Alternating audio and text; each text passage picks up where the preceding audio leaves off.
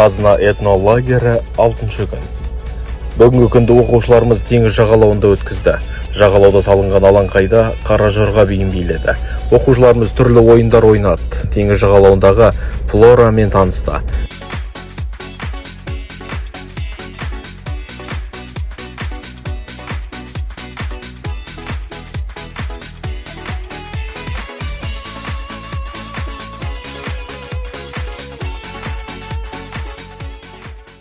Әр қарай үйірме сабақтар жалғасты. Мәрмәр үйірмесі қыз балаларға әшекейлер жасауды үйретсе, ер балаларға алшы үйірмесі ұлттық ойындар ойнатты. Қазына этнолагерінің әр күні оқушыларға қызыққа толы сәттермен өтуде.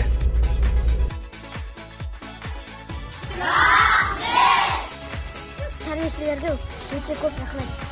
Тәрбиешілерге, ұйымдастырушыларға өте көп рахмет. Этнолагер біздің көңіл күйімізді күнде көтеріп, әр қызықтарға үйретіп жатыр.